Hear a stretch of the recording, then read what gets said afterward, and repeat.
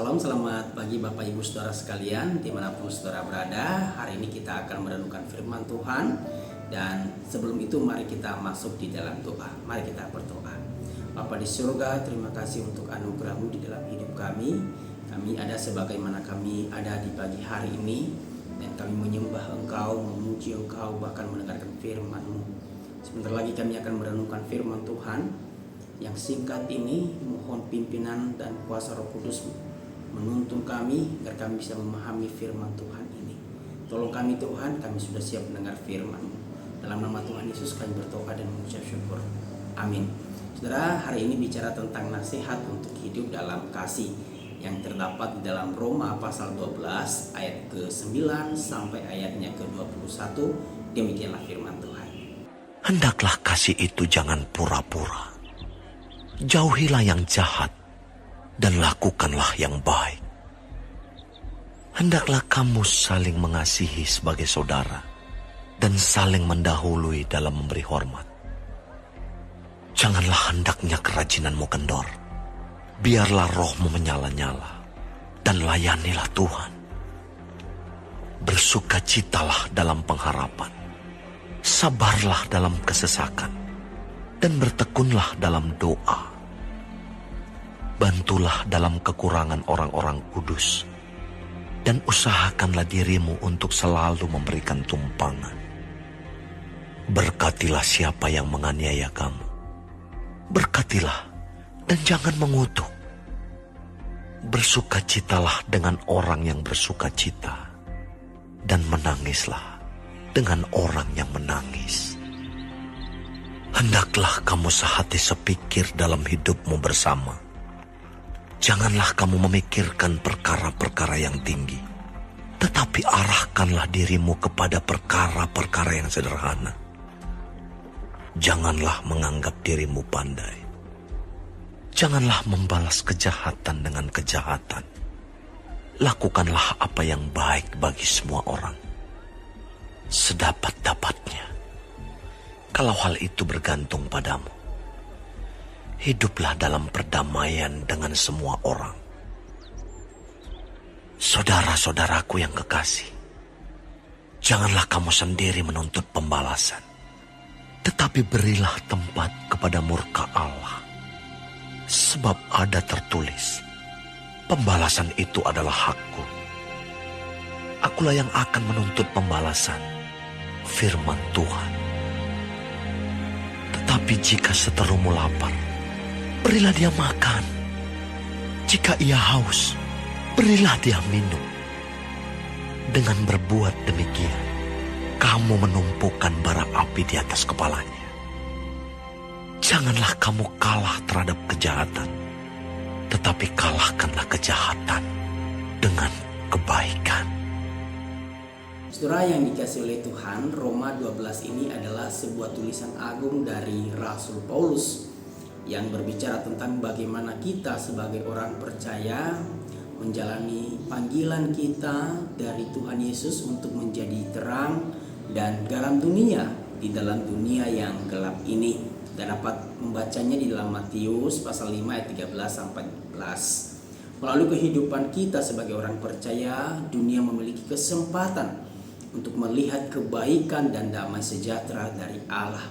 Menghidupi iman bukanlah pilihan, melainkan konsekuensi alami dari panggilan menjadi saksi kuasa Injil yang mengubahkan hidup kita maupun kehidupan orang lain di sekitar kita. Apa yang kita yakini sudah sepatutnya membentuk cara hidup kita. Dan ketika kita menghidupi iman dengan kuasa Roh Kudus, kita memperlihatkan hati Allah kepada dunia, kepada orang-orang di sekitar kita. Hidup untuk mengasihi orang lain adalah ciri khas kita sebagai umat percaya, umat Allah.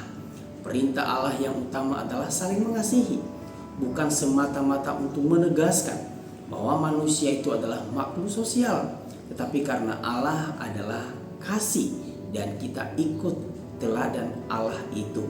Supaya dapat saling mengasihi secara baik dan benar, Yesus meminta kita sebagai umatnya untuk senantiasa mendasarkan diri pada hubungan yang erat dengan dirinya, yaitu Yesus Kristus, Sebab Allah sendiri melalui Yesus Kristus telah mengasihi kita umatnya dengan memberikan nyawanya dengan mati di kayu salib. Mereka yang melakukan perintah ini, Yesus menyebutnya sebagai sahabat-sahabatnya yang menunjukkan adanya keakraban di antara Allah dan umatnya. Saudara yang dikasihi oleh Tuhan, semua orang percaya, semua orang Kristen, mulai dari anak-anak sampai orang tua, dapat dengan mudah berbicara tentang kasih. Walaupun kenyataannya kehidupan Kristen kita seringkali bertentangan dengan kasih. Ada sebagian orang yang berpikir bahwa ketika ia tidak punya masalah dengan orang lain, selalu tersenyum, selalu baik dengan orang lain, maka ia sudah merasa bahwa ia hidup di dalam kasih. Namun lewat bacaan kita hari ini, kita akan belajar dari Rasul Paulus tentang bagaimana caranya sebagai seorang Kristen hidup dalam kasih.